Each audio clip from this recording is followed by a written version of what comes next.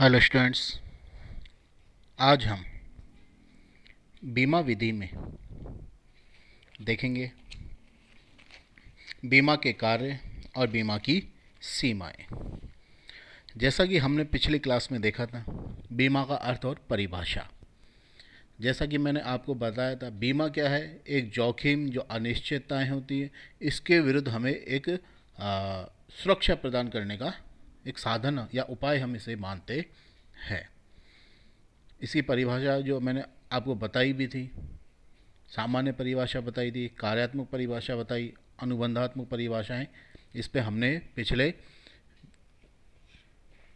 बार discuss किया था। अब आज हमें देखना है बीमा के कार्य। बीमा के कार्य अगर हम देखते हैं तो बीमा कराने का हमें क्या कार्य रहे, तो सबसे पहला है निश्चितता प्रदान करना। होता क्या है कि वे भविष्य जो है अनिश्चितताओं का एक हम दूसरा नाम बता सकते हैं। क्या? भविष्य जो है अनिश्चितता का एक दूसरा नाम है। और हम अगर बात करें भविष्य की, तो हमारे हर पग पर, हर कदम पर हमारे जोखिमें मिलती रहती हैं। और यही स्थिति हम देखें तो व्यवसाय के अंदर भी होती है। इसलिए कहा जाता है कि इन जोखिमों को कम करने के लिए हमें बीमा करवाना चाहिए। अब होगा क्या? जब हम बीमा करवा लेते हैं तो उससे क्या है, जो जोखिम होता है उससे हमें क्या है, कमी आ जाती है। मतलब यदि हम किसी वस्तु का, जे फॉर एग्जांपल मान लीजिए कोई व्यवसायी है, उसने अपने माल का बीमा करवा लिया है, तो उसे एक निश्चितता मिल जाती है कि कम से कम मेरा माल को अगर कल को नुकसान होगा तो निश्चित है मुझे कुछ तो इनकम बीमा कंपनी के द्वारा, मुझे बीमा कंपनी के द्वारा कुछ तो पैसा मिल जाएगा। तो वो बीमा करा के क्या हुआ, एक निश्चितता ले ली अपने आप में, उसने अपने आप को एक निश्चितता प्रदान कर लिया है। इसी तरीके से हम देखें सेकंड, सुरक्षा प्रदान करना। भाई बीमा जब व्यक्ति कोई करवा लेता है तो होगा क्या, वह अपने आप को सुरक्षित महसूस करता है। जैसे मान लीजिए अभी मैंने आपको एग्जांपल बताया, इसी एग्जांपल को हम देखें, अगर ज्वेलरी की जो शॉप होती है, अगर उसका जो मालिक है, अगर उसने अपने यहाँ दुकान में जो ज्वेलरी रखी हुई है उसका अगर वो बीमा करवा लेता तो क्या होगा, उसको सुरक्षा मिलेगी बीमा करवाने पर। तो सीधा सा बात है, बीमा कराकर क्या है, व्यक्ति अपने आप को सुरक्षा का अनुभव महसूस करता है। अगर हम देखें तीसरा, हानि का विभाजन, तो होता, अब देखिए बीमा जो है हानि का विभाजन कैसे करता है। मान लीजिए बीमा जो करवाने वाले व्यक्ति हैं वो एक ही तरह के हैं। फॉर एग्जाम्पल, जैसे मान लीजिए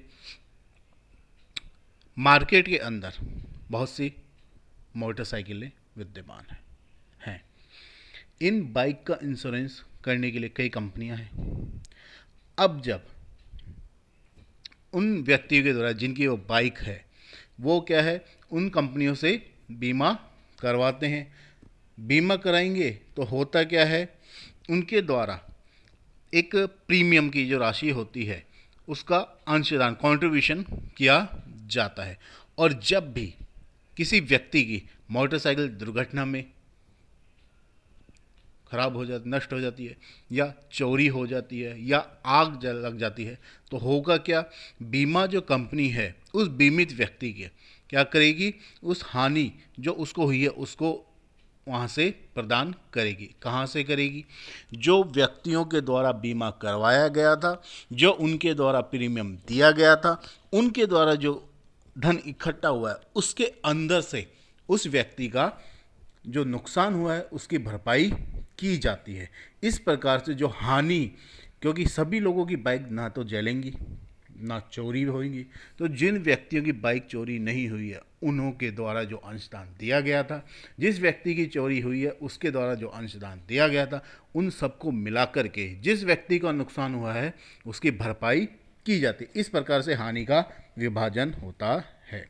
जोखिम का मूल्यांकन अगर हम बात करें तो जब भी बीमा करता जब हानि की संभावना को आंकता है, उसका देखता है और उसी के अनुसार बीमित क्या है, अंशदान को निर्धारित करता है। मतलब मान लीजिए आपकी बाइक का मूल्य मार्केट में आज आपने खरीदी है, खरीदने से पहले उसका मूल्य 80,000 है, मार्केट में लेने के समय हम उसका इंश्योरेंस करवाते हैं, तो उस बाइक की जो वर्तमान कीमत थी जो 80,000 रुपये, उसके अनुसार उस बाइक का क्या निकाला जा रहा है, अंशदान निकाला जाए कि आपको इस बाइक के इंश्योरेंस कराने के लिए इतना पैसा तो जमा करवाना पड़ेगा। तो यहाँ क्या हुआ, उस बाइक से अगर ऐसी स्थिति में चोरी होती है या उसको आगजनी होती है, कोई भी नुकसान होता है, तो हमने उस बाइक का मूल्य निकाल लिया ना।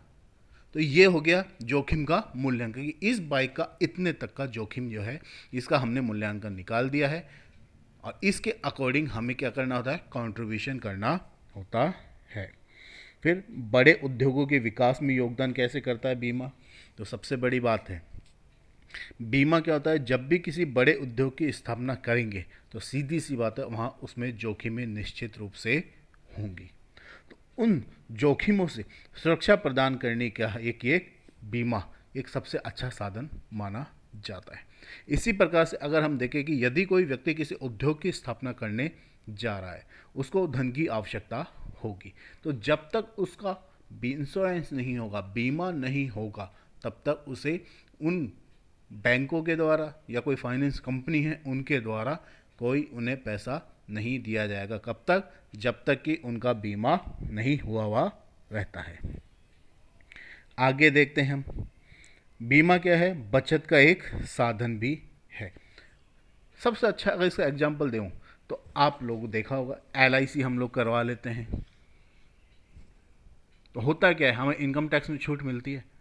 तो जब इनकम टैक्स में हमें छूट मिलती है तो व्यक्ति क्या है, बीमा करवाने के लिए उस ओर अग्रसर होते हैं।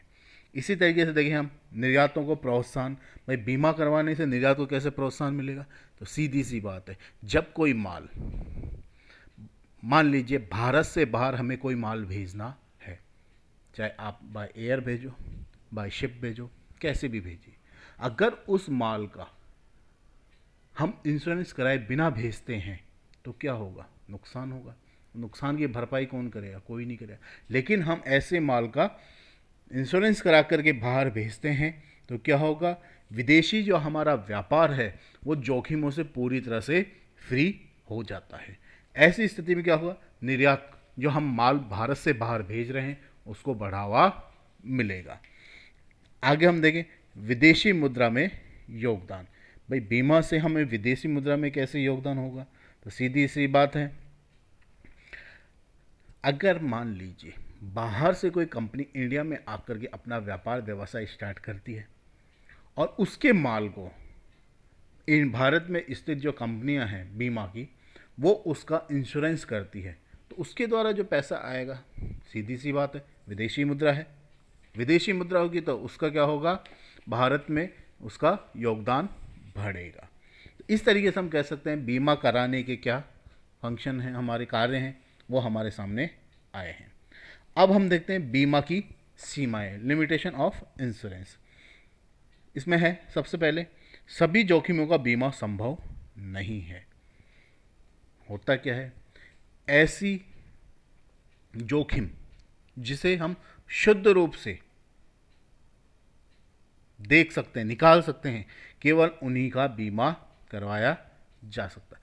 कल्पना के आधार पर हम कोई जोखिम निकाल लें तो उनका कोई बीमा नहीं होता है। तो ये क्या है, सभी जोखिमों का बीमा संभव इसलिए नहीं है क्योंकि अगर हम ऐसी कोई वस्तु का या किसी चीज़ का बीमा कराना चाहते हैं जिसका हम जोखिम निकाल ही नहीं सकते, तो उसका बीमा नहीं होगा। हानि का वित्तीय मूल्यांकन कैसे, मान लीजिए यदि किसी घटना से कोई हानि हुई है और वहाँ उसका मुद्रा के रूप में मापना अगर कठिन है, क्या जो हानि हुई है उसको मुद्रा के रूप में हम नहीं माप सकते हैं, तो वहाँ पे उसका बीमा करना भी संभव नहीं होता है। ठीक है, इसी तरीके से देखें हम एकाकी जोखिम। ये क्या है, मान एक ही व्यक्ति या बहुत कम व्यक्ति है जिनको एक जैसा जोखिम है, तो वहाँ पे क्या होगा, बीमा कंपनियां ऐसे बीमा करने में सफल नहीं होते। जैसे फॉर एग्जांपल मान लीजिए आज के टाइम पे हर व्यक्ति लाइफ इंश्योरेंस करवाना चाहता है, हर व्यक्ति हेल्थ इंश्योरेंस करवाना चाहता है। तो जब इनमें क्या है, व्यक्तियों की संख्या बहुत अधिक होती है। इसी तरीके से मान लीजिए कोई इंश्योरेंस है जिसमें लोग उसमें कम इन्वेस्ट करना चाहते हैं, तो बीमा कंपनियां भी क्या है, ऐसे इंश्योरेंस करना ठीक नहीं समझती है। तो जो बहुत कम मात्रा वाले होते हैं उनमें क्या है, लागत जो आती है वो क्या है, ठीक नहीं रहती है, और इसीलिए उन वस्तुओं का या ऐसी चीज़ों का बीमा संभव नहीं होता। एक बार फिर एकाकी जोखिम ये कह रहा है, अगर शॉर्ट में मैं इसको बोलूं तो यदि कोई वस्तु है या कोई चीज़ जिसका बीमा करवाने के वाले लोगों की संख्या बहुत कम है, तो बीमा कंपनी क्या है, ऐसे जोखिमों पर बीमा करना उनके लिए संभव नहीं हो पाता है। तो इन्हें हम क्या है, एकाकी जोखिम कहते हैं। फिर ऊंची प्रीमियम दरें, इसमें क्या है, प्रीमियम की दर जब ऊंची होती है तो क्या है, कई लोग बीमा कराने में का जो लाभ मिलना चाहिए उस लाभ को नहीं उठा पाते हैं। प्रीमियम की दरें क्या है, अधिक होने के कारण ही उनका ऐसी बीमा कंपनियां प्रीमियम की जब दरें अधिक रखती है तो जो निर्धन या गरीब व्यक्ति जो हैं वो बीमा नहीं करवा पाते हैं। तो एक ये भी इसका लॉस है। फिर बीमा नैतिक संकट होता क्या है, कुछ लोग बीमा करवा लेते हैं और बीमा करा करके झूठे दावे पेश करते हैं या संपत्तियों को अधिक बीमा करा लेते हैं। फिर बीमा की जो सुविधाएं मिलती है उनका दुरुपयोग करने लगते हैं। तो ऐसा होने पर भी जो बीमा करवाने वाली जो कंपनियां होती हैं, जो लोग होते हैं, वो कम विश्वास करते हैं। ये भी एक बीमा की सीमाओं में आता है। इसीलिए बीमा लाभकारी विनियोजन नहीं है। होता क्या है भाई, बीमा का मेन ऑब्जेक्ट क्या है, सुरक्षा प्रदान करना, न कि अतिरिक्त लाभ प्रदान करना। मतलब आपने किसी वस्तु का जो इंश्योरेंस करा रहे हैं, उस वस्तु के नुकसान से आपको सुरक्षा मिल जाएगी, यह है, ना कि एक्स्ट्रा इनकम इसमें इंक्लूड होती है। इसी तरीके से हम देखें, बीमा कुछ ऐसे होते हैं जो केवल सरकार के द्वारा ही किए जाएंगे। जैसे मान लीजिए बाढ़ की स्थिति आ जाती है, या बैंक दिवालिया हो जाते हैं, या बेरोजगारी है, ऐसी स्थिति में जो बीमा है, ये कंपनियां जो होती है इंश्योरेंस करने वाली, उनका इंश्योरेंस नहीं करती है।